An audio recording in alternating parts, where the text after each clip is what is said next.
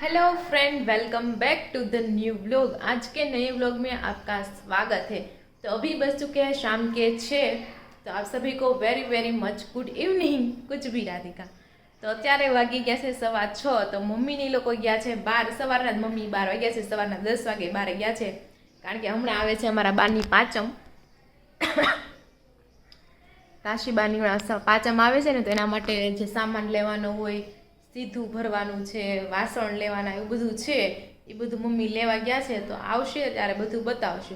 તો સાંજનો ટાઈમ થઈ ગયો છે, અભી બજ ગયે શામ કે 6। તો કુછ ખાને પીને કે लिए બનાએંગે। તો વાળુમાં આપણે બનાવવાનું છે કારેલાનું શાક નહીં, પણ તુરિયાનું શાક બનાવવાનું છે। તો ચાલો બનાવતી થાવ, ત્યાં સુધીમાં મમ્મી આવી જશે। અને વરસાદની આગાહી તો બહુ હતી કે 3-4 દિવસ તો આમ સખત વરસાદ આવશે એમ, પણ એ માયલો આજે કાંઈ દેખાણો નહીં। વરસાદ આવ્યો આજે, પણ ધીમો ધીમો ને ઝરમર ઝરમર એમ। અત્યારે તો સાવ કોરું થઈ ગયું।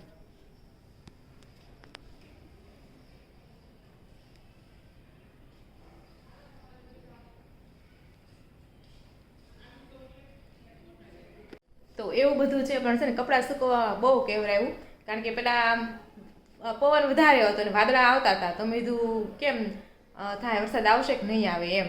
તો પછી બપોર સુધી તો કપડાં નાખ્યા નહીં, પછી રહી મેં લેવું નાખી આવું, જે થાય એ થાય એમ। પછી માંડ સુકાણા, નકર સવારથી જ નાખી દીધા હોત ને ધાબે તો કંઈ વાંધો ન આવે, કારણ કે વરસાદ એટલો બધો આવ્યો ને, આવે ને તો ઝાપટું આવીને વહી જતું હતું। તો આ જો મસ્ત મજાના ભગવાન અહીં બિરાજમાન થઈ ગયા છે। આ ભગવાનના વાઘા તમને કેવા લાગ્યા? ખાસ કરીને મને મહેંદી કલર છે ને બહુ જ ગમે છે। તમને કેવા લાગ્યા જરૂરથી કોમેન્ટ કરી દેજો। અને બસ આવું બધું જ છે। તો આ બાજુ જો મોસંબીનો કોથળો આપણે કાલે લીધો હતો, પણ મોસંબીનો ભાવ બહુ વધારે હતો, 230 રૂપિયાનો 5 કિલો। તમારે ત્યાં કેટલાની આવે છે મોસંબી, કોમેન્ટ કરી દેજો। તો એવું છે, આમે અમારે અહીં છે ને થોડુંક 10-20 રૂપિયા તો મોંઘું જ હોય, પણ તોય તમે કોમેન્ટ કરી દેજો। તો તુરિયા આપણે ફ્રીજમાંથી ક્યારનાય કાઢી લીધા છે, એટલે ઠોઠડાઈ ન જાય। તો શાક સારું બને, થોડું પહેલાં આપણે શાકભાજી ફ્રીજમાંથી કાઢી નાખીએ ને તો ચાલો હવે કારેલાનું શાક બનાવતી થાય ત્યારે જોઈએ। મમ્મી આવશે, રોનક સાથે જ મમ્મી આવવાના છે। તો ચાલો ત્યારે જોઈશું મમ્મી શું લાવવાના છે। અને અમારો વિડીયો જોવો ગમતો હોય તો લાઈક, શેર, સબસ્ક્રાઈબ કરવાનું બિલકુલ પણ ભૂલતા નહીં। ચાલો, તો જો વાગી ગયા છે 7:30, અને આપણે જો વાળું કરીને ફ્રી થઈ ગયા છે। મેં અને રોનકે તો જમી લીધું છે। જમવામાં તમને બતાવું તો તુરિયાનું શાક, હા તુરિયાનું શાક, તુરિયાનું શાક, યસ, અને ભાખરી, ઢાકેલી ભાખરી છે। અને આમાં શું છે ઠેક, અને આ મમ્મીને તાજે તાજું મરચાંનું અથાણું બનાવ્યું છે બોળો નાખીને। અને આ બાજુ રહ્યા છે માંડવી, તો માંડવી ફોલવામાં આવી રહી છે। તો ચાલો, એ તો છે, પણ મારે છે ને તમને એક ક્વેશ્ચન પૂછવાનો છે કે હવામાનને લગતો। હા, તો પેલા મમ્મી જો આવી ગયા છે। જય શ્રી કૃષ્ણ। તો ચાલો મમ્મી આજે શું લાવવાની આપણે બધું ખરીદી જોઈએ, કારણ કે અમારા બાને પાંચમ છે, એની માટેની બધી ખરીદી છે। તો ચાલો જોઈએ શું લઈને આવ્યા છે। તો શું લાવ્યા છો? એટલા બધા અરીસા તો દેવાના હોય? કટલેરી બધી એટલે ન લેવું પડે। ઠીક, કેવા નનકા છે? ઠીક, હા ચંપલ। આ ચંપલને જમીન DIY યાદ આવે છે, DIY। આ સાદા ચંપલ હોય, આ સાદા ચંપલ લેવાના, પછી એને થોડાક મોંઘા એક્સપેન્સિવ બનાવવા હોય ને, ત્યાં આ જે પટ્ટી છે ને એની આપણે શણગારવાની।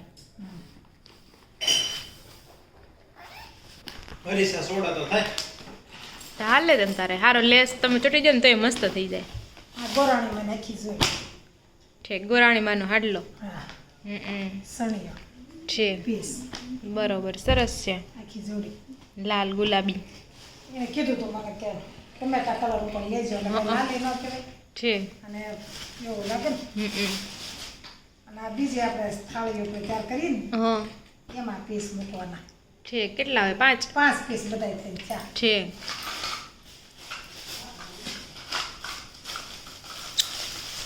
આ 5 બંગડી। ગોરદાદાને જાય કે કેવી રીતના હોય? આ 5 થાળીઓમાં નળંદુર ગોરદાદાને તે થાળીમાં જ બધું જાય। બરોબર, આ જેટલી થાળીઓ છે એટલી થાળી, હા બધી થાળી મૂકવાનું હા એક વસ્તુ છે, બરોબર। આ 5 પીસી, 5 બકલ છે। આ 5 અરીસા હમ. અને આ 5 દાયકા બરોબર ઠીક શણગારની બધી વસ્તુ આવી છે થાળી તૈયાર કરવાની છે હમ. એટલે આ 5 છે હા હા પાંચ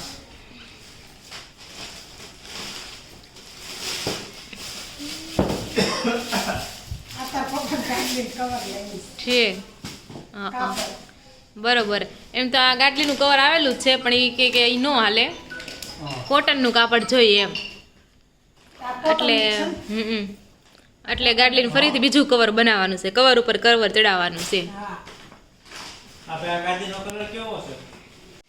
તો પપ્પાનો ફોન આવ્યો કે આજે ગાટલીનું કવર તો આવી ગયું મેં તો કવર નહીં કવરનું કાપડ આ મારી હાડી આ તમારી હાડી હા મમ્મી ફરી ગયા.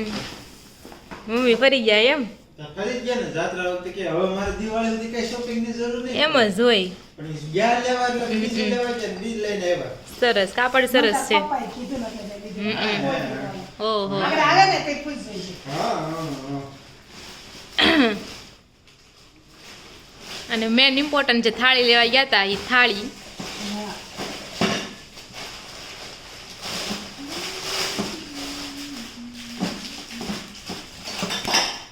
બોલો ને કેમ છો બધા મજામાં? હા મજામાં જલસા કરો. લ્યો, 5 થાળી છે ઓકે તો 5 થાળી ને 5 વાટકા ગ્લાસ અને ચમચી એમાં કઈ બધી વીખી ન પડે પાસે અલગ અલગ છે હરખી જ હોય હું અલગ અલગ થોડી હોય અલગ અલગ તો કરી પણ એમને લેવા છે ને પણ એમ ભલે રે થપ્પો આપો. હમ આ 5 થાળી હા 6 થાળી હા આ 6 વાટકા બરોબર આ 6 ગ્લાસ હમ આમ 6 ગ્લાસ હમ અને આ 6 જો થાળી મોઢું દેખાય એવું છે આ સાલ્યા દીધે જા થાળી દીધી હમ પેલા આવા સાલિયા આવતા હા તાહણી હા. તાહડી છે હા પેલા મોટી કાંઠાવાળા આવતા. કાંઠાવાળી આવતી પહેલા. હમ. હવે આ કાંઠાવાળી એક વાઇટ કો ઈ ગ્લાસ શું આવે ગ્લાસ ચમચી ને વાટકો એક એક ચમચી આ આખું ભાણ બસ રેડી થઈ ગયું ભાણું રેડી ચમચી નાખી દે હવે તાહડી નાખી લો બસ એક ચમચી નાખી દે હમ નાખી ચમચી ના ના ભલે રે એમને સરસ લ્યો તો આ હતી મમ્મીની આજની ખરીદી બધી હા બાની બાની મમ્મી થોડી કહેવાય હે બાની આજની ખરીદી મેં એમ કીધું બાના મમ્મીની એવું કાંઈ નથી બોલ્યું બાની આજની ખાઈ સરસ બહુ દાદુ સારું ચાલો તો એ હવે આલે એકાદ બી બિલ આવી ગયું ને હા ઉપર જવું કાંઈક આવ્યું ઘરમાં શું છે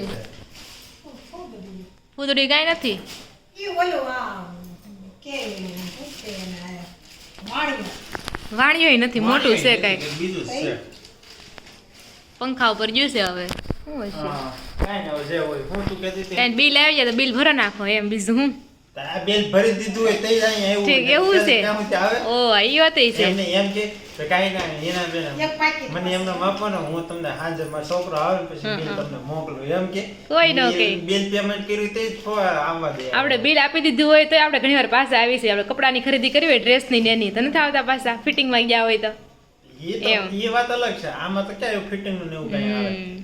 અને બીજું ત્યાં હતા ત્યાંથી જ ફોન આવી ગયો ગૂગલ QR કોડ મોકલી દીધો કોઈ ટ્રાન્સફર છે આ સરસ વાસણનું બિલ તો તાર પપ્પાએ કીધું તું હા કે વાસણ લે જાય ને તે રોનકને ફોન કરજે છે તો એ નહીં કરી દે હે પૈસા બરોબર પછી શું થાય હમ. પેમેન્ટ થઈ ગયું બહુ સરસ તો ચાલો એટલે આ તો હું આ રોકડા લઈ દીધો તો ચાલો આ હતી બધી ખરીદી તમને કેવી લાગી સાડી લીધી છે. કમ્પેર કરી દેજો કોમેન્ટ કરી દેજો હેલો ફ્રેન્ડ જો વાગી ગયા છે 9:45 જેવો ટાઈમ થઈ ગયો છે પછી મને યાદ આવી ગયું કે મારે તમને પૂછવાનું હતું પ્લીઝ તમે જરૂરથી કોમેન્ટ કરજો તો આઠમમાં અમારે ફરવા જવાનું હતું ઇગતપુરી તો ઈ પ્લાન તમારો કેન્સલ થયો ત્યારે કંઈ ફરવા જઈ શક્યા આપણે નહોતા તો હવે પ્લાન બને છે કે આવતા રવિ સોમ મંગળમાં અમે વિચારીએ છીએ સિલવાસા જવાનું દમણ બાજુ આવે ને દમણ બાજુ આવે સિલવાસા દીવ તો દીવ નો આવે દમણ સાઈડ આવે ને સિલવાસા ત્યાં અમારે જવાનું છે પ્રોબ્લેમ એ છે કે હમણાં આગાહી આપી છે